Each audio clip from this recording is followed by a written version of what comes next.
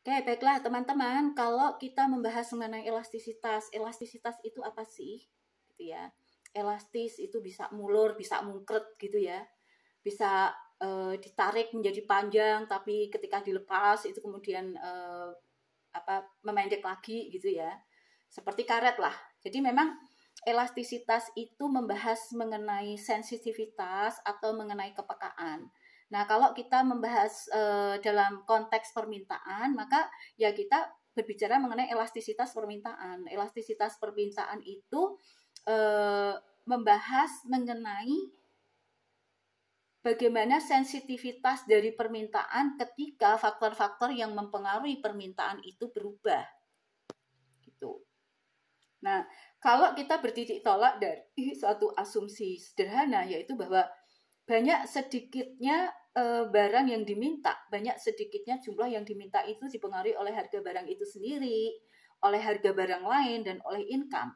Maka dari situ kita bisa menurunkan ada elastisitas harga permintaan, ada elastisitas silang, dan ada elastisitas income atau elastisitas pendapatan.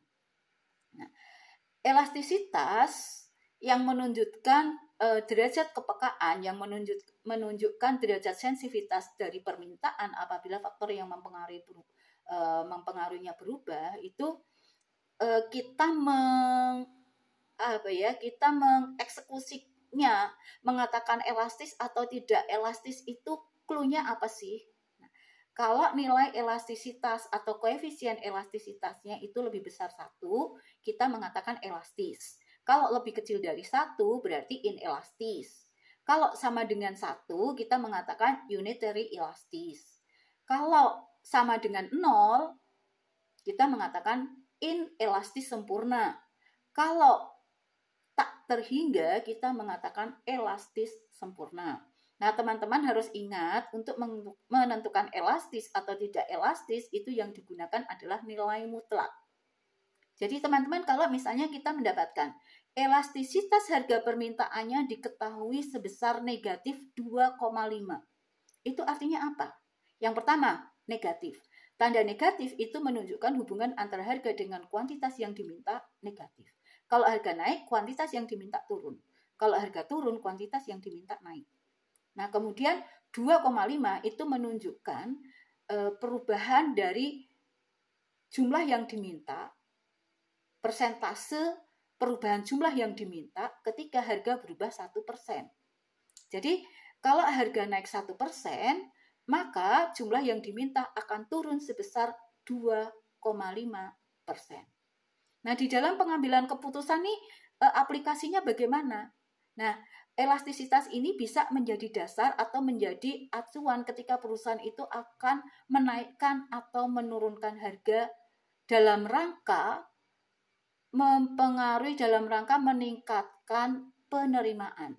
Nah, ketika produk yang dimilikinya memiliki permintaan elastis, strateginya harga dinaikkan atau diturunkan.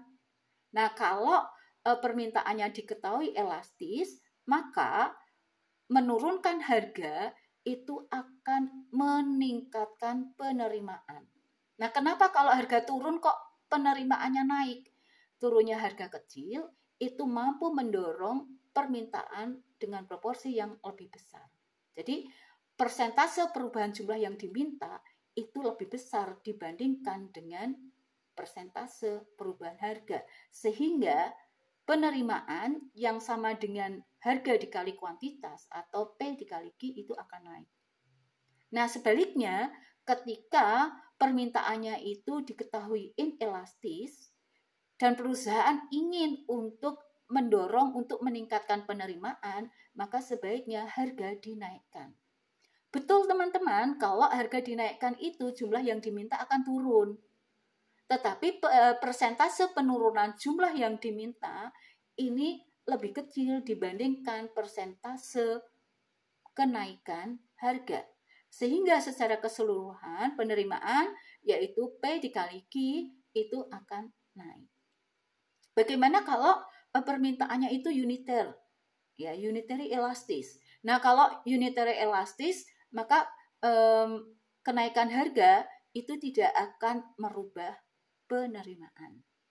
Jadi teman-teman sekarang sudah tahu untuk apakah akan menaikkan harga ataukah menurunkan harga yang didasarkan pada elastisitas. Kalau elastis maka menurunkan harga itu akan menaikkan TR. Kalau inelastis menaikkan harga itu akan menaikkan TR. Kalau unitary elastis menaikkan harga atau menurunkan harga itu tidak akan mempengaruhi TR. Itu mengenai elastisitas di dalam pengambilan keputusan.